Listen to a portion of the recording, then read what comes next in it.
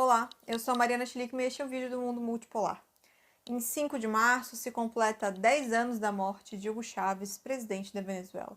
E nesse vídeo nós vamos falar sobre seu legado.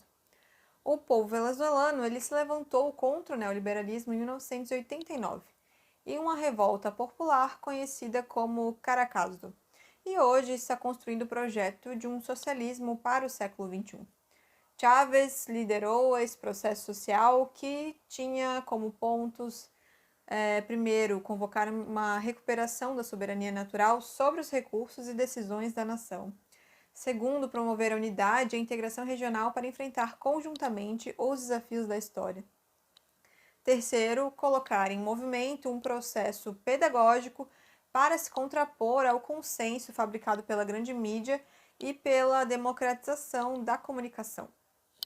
Quarto, apostar numa democracia com participação direta e protagônica, na qual o povo fosse agente da sua própria transformação.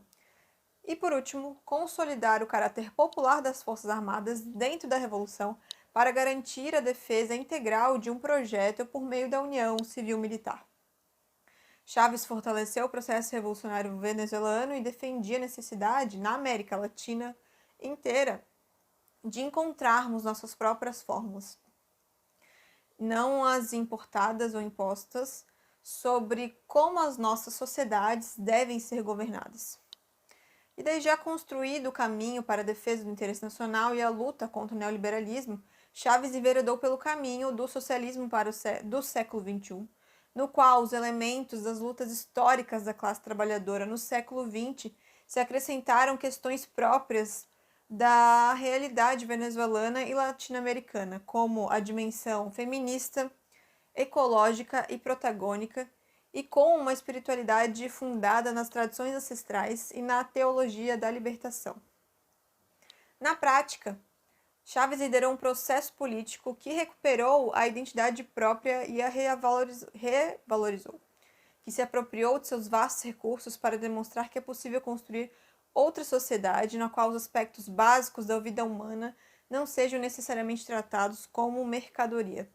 A saúde, alimentação, moradia, o acesso à tecnologia, esportes e até a cultura, no marco das missões sociais criadas por Hugo Chávez, deram um novo sentido à vida social venezuelana e uma nova esperança às forças populares que permitiram a criação das comunas como o horizonte de uma utopia concreta e realizável, junto com a visão de um mundo multipolar, na qual a cooperação e a complementaridade, dentro de um marco de respeito à diversidade, pudessem ordenar as relações internacionais e promover o que Simón Bolívar chamou de equilíbrio do universo.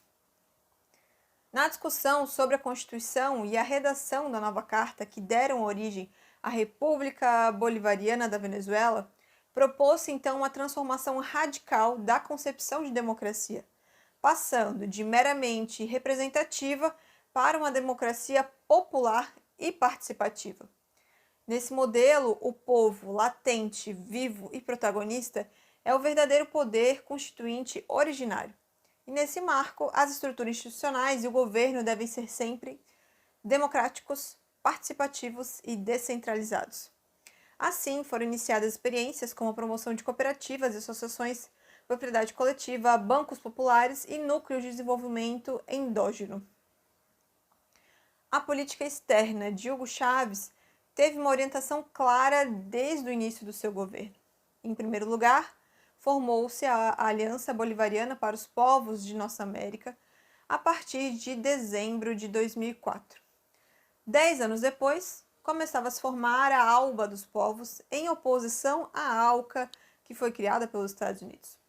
Passariam apenas alguns meses, até junho de 2005, quando foi lançado o Petrocaribe, o principal mecanismo de integração energética da história entre os estados do Caribe, que quase duas décadas depois do seu lançamento, reúnem cerca de 20 países da reunião. Essa iniciativa é de natureza fundamental para a emancipação das populações.